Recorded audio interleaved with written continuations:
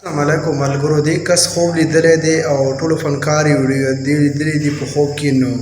د څه وایي د ښکلې خبرې کړي دي ځینې خلک وایي هسې ځان نه دروغ ویلي دي نو او ډېر کت خبرې کړي ښایسته خبرې کړي دي تاسو د کس خبرې واورئ در پښتنو ټولو ته زما له طرفه سلام د قطر نه خبرې کوم ورونو او یو اهم میسج درسره شیر کومه لکه چې د عرفې په ورځ زموږ روژه وه او دلته ماسپښین ټایم و نو دلته موږ کار کولو دلته بس بنګالیانو سره کار کولو هغوی ما ته وویل چې یاره داسې کار وکړه چې ستا روژه ده او تو جومات ته لاړ شه هلته لږ ارام وکړه که نه روژه دې ده زه جومات ته لاړم تقریبا ماسپښین 2 بجې وې زه جومات کې ډډه شوم لږ سمداستمه په دې کې یو سپین ږیری سړی راغلو زه یې وخځولم مې که زه خوب کې ما خو خوب نه و هغه د ویښې په ویښه باندې مو وخوځولم هغه چې زه راپاڅېدم زه هم بیارېدم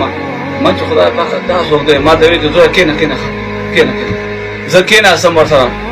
جوړ ته لاس یې راسره میلاو کړو بیا ما ته ویل چې بچیا تاسې څنګه پښتانه یې ما چې بابا ولې ما ته ویل چې تاسې نه نبي خفه دی نبي اسلام تاسې نه خفه دی تاسې څنګه په هغه باندې غیرت کوئ څنګه تاسې ننګ پې کوئ اته تاسې نه خفه دی ما چې ولې وایي ستا په پښتنو کام کې داسې فحاشي خلک راوتي دي چې هغه ډېر بدخاله دی او نبي اسلام ډېر خفه کړی دی هغه ما چې دا څوک دی ما ته وایي چې ته داسې کار وکړه چې ته د خپلو پښتنو ته یو میسیج وکړه نو زما د وروڼو تاسو ته دا میسیج کوم په دغه فحاشۍ کې چې کوم دی دا یو لاسونه یې ما ته دقسې کړو په دغه لاسونو کې دا ټول عکسونه دا چې کوم زنانه دي دا چې کوم دا ټیک ټاک کوي چې کومې دا فحاشي ډانسونه کوي کوم دا ډرامې کوي دغه خلکو خو ډېر خلکو خو ما څوک ونه پېژانده پکې دغه یو 4-5 جینکۍ ما وپېژندې چې هغه یو پکې علیشه وه یو پکې د علیشه مور وه مشره وه او یو پکې د نیلم ګل وه یو پکې نادیه ګل وه یو پکې فاطمه ګل وه او یو پکې لیلا نواب وه او یو پکې مریم خان وه دا یو څو جینکۍ ما وپېژندې چې دا د جهنم په دې اور کې ولاړې دي او څه په بد حال دي څه په بد شکل دي هغه ما چې داسې شی ما ته ویل چې دا خو د جهنم کنده ده او جهنم اور دی دا پکې پراته دي بیا او یو ګروپ د سړو راووتو د سپینې کپړې چولې دي ما چې دا څوک دی ما ته ویل چې دې خلکو توبه ایستې ده او دا د دې جهنم نه راووتو خو چې کوم ډېر زیات ګناهګار دی د دې خلکو سره لاسونه میلاو کړي د دې خلکو سره جسمونه لګولي دي دا هغه خلک دی او ډېر زیات ګناهګار دي پوه شوې نو چې کوم به ډېر زیات ګناهګار واپس به یې دې ته ټیکه ورکول او دا جهنم ته به ورغورځول او دا څه کسان چې کوم دي دا راووته نو مې دا چېرته ځي وایي اوس دا پته نه لګي چې دا بل جهنم ته ځي خو چېرته ځي خو لکه د هغې باندې زه هغه پوه نه کړم او دا جینکۍ چې کومې دي دا ډېره په بد حال باندې وي ما ته وایي چې د دې خلکو سره اوس هم لږه موقع شته دی لږه موقع ډېره نه چې دا د الله پاک ته توبه استغفار شي د الله نه معافي وغواړي او دا خپله فحاشي دا هر څه پرېږدي او خپل دا عزت ژوند تېر کړي او ډېر لکه د افسوس خبره ده چې دغه ما ته دا خبره وکړه زه ډېر خفه هم شوم په هغه ټایم ما داسې وژړل چې ما یا الله چې اوس چېرته دا ځمکه چاودې زه دې کې ننوتې یم چې دا د پښتنو حال دی بیا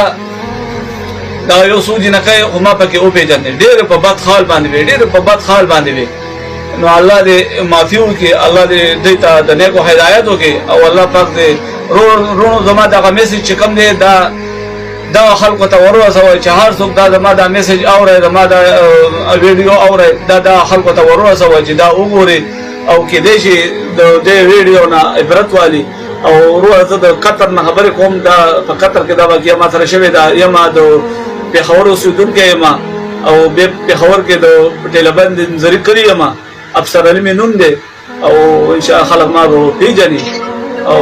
په دې کې انشاءالله زه په جومات کې ناست وم چې دا خبرې ټولې لکه ما سره شوې دي او زما وروڼو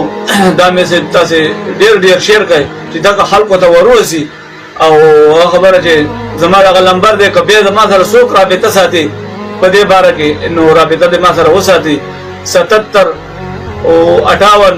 72 81 دغه زما د وټساپ نمبر دی که په دغه ما سره بیا هر څوک رابطه ساتي او وایي چې یاره دا مطلب څه کیسه ده څنګه دغه دی په دې باندې ټلیفون هم دی وټساپ هم دی زما او ورونو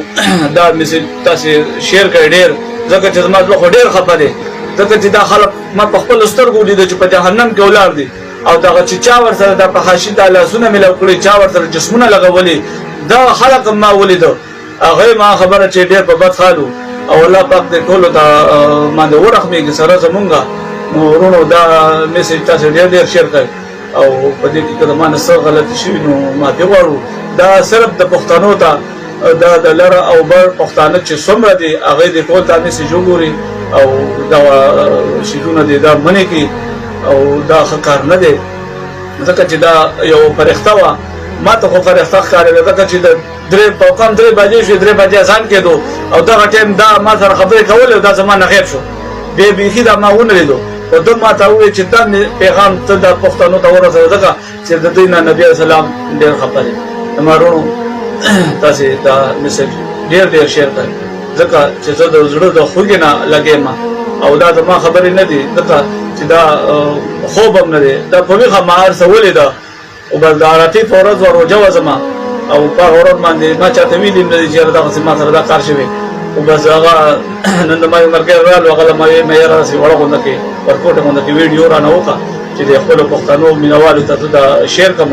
او دا خلکو ته ور ورسوي او چې هغې د خپل په حاشیه د خپل دغه نه هم زمونږ خویندې میندې دي څه مجبوري به وي څه دغه نه لګې وي او هغې ته دا خواست دی زما چې دغه کار پرېښه ډېر په بد حال تاسې ما ولیدی